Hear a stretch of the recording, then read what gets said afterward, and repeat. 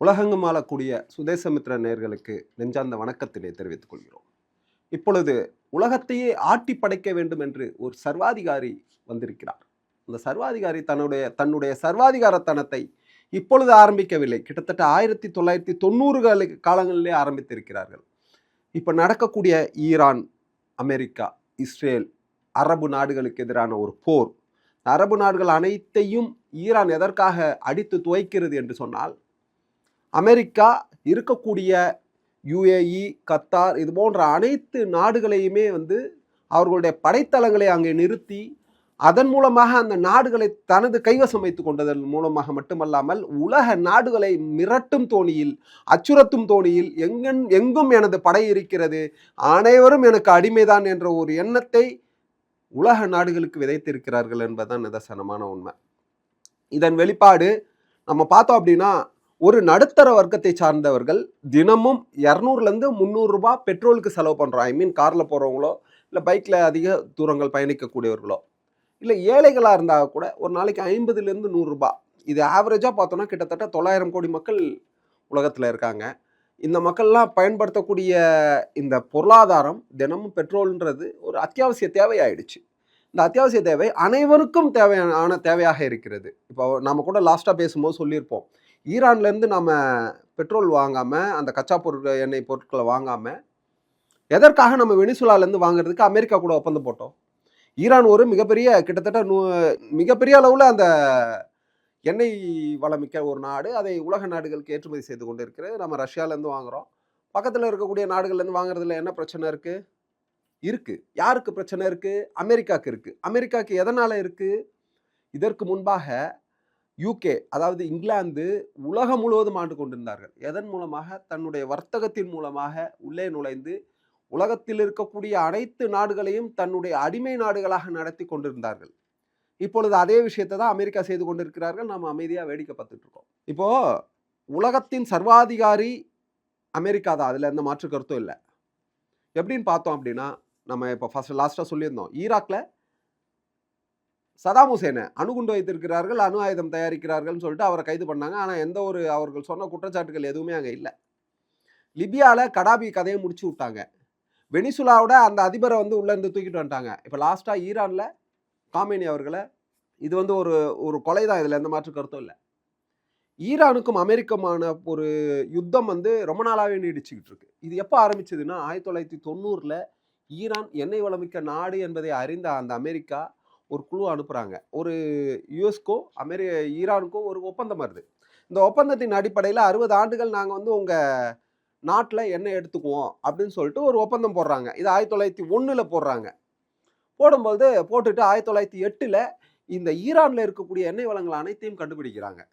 கண்டுபிடிச்சதோடு மட்டுமில்லாமல் அந்த ஒப்பந்தத்தை மூலமாக 84% மட்டுமே அமெரிக்காவுக்கு போகணும். மீதி இருக்க 16% ஈரான் எடுத்துக்கணும். சூப்பராக இருக்குல்ல இது? ஆனால் எண்ணெய் வளத்தை ஈரான்லேருந்து எடுப்பாங்க, 16% ஈரான் கொடுத்துருவாங்க.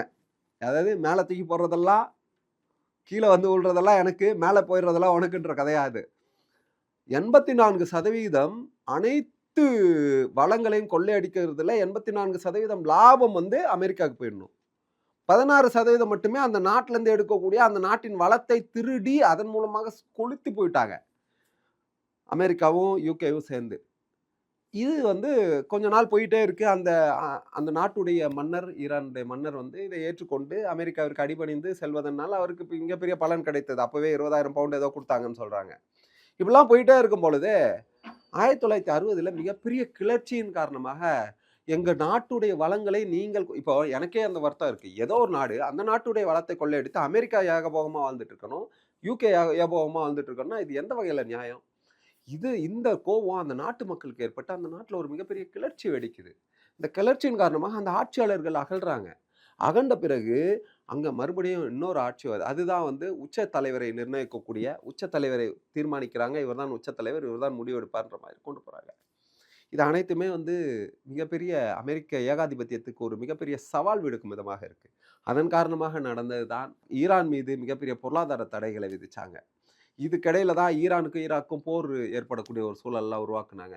உலகத்தில் இருக்கக்கூடிய அத்தனை நாடுகளும் எனக்கு அடிமையாகத்தான் இருக்க வேண்டும் என்று எப்ஸ்டீன் கூட்டாளி ட்ரம்ப் அவர்கள் அமெரிக்கா தேசம் எண்ணுகிறது.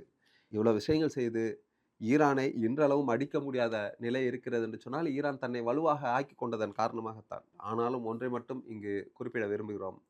ஈரான் இந்த நாட்டிற்கு ஏற்பட்ட நிலைதான் இனி உலகத்தில் இருக்கக்கூடிய ஒவ்வொரு நாடுகளுக்கும் ஏற்படும். அநியாயமா ஒரு கப்பல் பயிற்சிக்கு வர்றாங்க. அந்த கப்பல் படை வீரர்கள் அவங்க பயிற்சியை முடிச்சுட்டு இலங்கை கிட்ட போயிட்டு இருக்கும்போது கிட்டத்தட்ட 200 பேர் அந்த கப்பலில் பயணிக்கக்கூடிய சூழல், 100 பேருக்கு மேலே உயிரிழக்கக்கூடிய அளவிற்கு ஒரு மிகப்பெரிய தாக்குதலை நடத்தியிருக்கிறார்கள் அமெரிக்கா என்று சொன்னால், அவர்கள் சர்வாதிகாரத்தின் உச்சம் தான் இதை சொல்லலாம். ஈரானில் கிட்டத்தட்ட 200 குழந்தைகள், பெண் குழந்தைகள் படிக்கக்கூடிய அந்த பள்ளிக்கூடத்தின் மீது குண்டை வீசி அந்த குழந்தைகளை கொலை செய்திருக்கிறார்கள் என்று சொன்னால், இது போர்க்குற்றம் புரிந்தவர்களாகத்தான் ஆவார்கள் அமெரிக்காவை சார்ந்தவர்கள். இதுபோன்ற ஏகாதிபத்திய அமெரிக்காவின் ஒரு சர்வாதிகாரத்திற்கு விரைவில் ஒரு விடிவு பிறக்கும் என்பது நிதர்சனமான உண்மை. மக்களிடையே நிச்சயமாக ஒரு விழிப்புணர்வு ஏற்பட்டிருக்கிறது. இனி ஒரு காலமும் ஒரு நாடும் அமெரிக்காவிற்கு அடிமையாக இருக்க மாட்டார்கள் என்று நாம் எண்ணுகிறோம். அமெரிக்காவிற்கு அடிமையாக இருந்தால் ஈரானுக்கு ஏற்பட்ட இந்த நிலை மற்ற உலக நாடுகளுக்கு ஏற்படுவதற்கு வெகு தூரம் இல்லை. ஏனென்று சொன்னால் சவுதி அரேபியாவை காப்பாற்றுவதற்கு கூட அமெரிக்காவிடம் ஆயுதங்கள் இல்லை. இஸ்ரேலை மட்டும்தான் பாதுகாக்கிறார்கள் என்று இதுநாள் வரை அமெரிக்காவிற்கு அடிமையாக இருந்த சவுதியுடைய இளவரசர் அறிவித்திருக்கிறார். இதெல்லாம் பார்க்க போனோம்னா, தான் ஒரு சர்வாதிகாரி, என்னை நம்பித்தான் நீங்கள் இருக்க வேண்டும் என்ற எண்ணத்தை அமெரிக்கா உலகத்தில் இருக்கக்கூடிய அனைத்து நாடுகளுக்கும் விதைத்து கொண்டிருக்கிறது. இது உண்மை இல்லை. அமெரிக்காவை எதிர்ப்பதற்கு ஈரானால் முடிகிறது என்று சொன்னால் உலகத்தில் இருக்கக்கூடிய அனைத்து நாடுகளாலும் முடியும். இனி ஒருபோதும் அடிமை சாசனம் எழுதி கொடுத்தவர்கள் நாம் அல்ல என்பதை நிரூபிப்பதற்கு நிச்சயமாக இந்தியாவில் ஒரு திறமையான பிரதமர் வர வேண்டும். அடிமை சாசனம் எழுதி கொடுத்துவிட்டு உங்களுக்கு நான் என்றும் அடிமை என்று மறைக்கப்பட்ட ஃபைல்கள் நிறைய இருக்கிறது. அடிமையாகவே இருந்து விடக்கூடாது. நிச்சயமாக நிமிர்ந்து நிற்போம். இந்தியாவிற்காக நிச்சயமாக குரல் கொடுப்போம். நன்றி, வணக்கம், ஜெய்ஹிந்த்.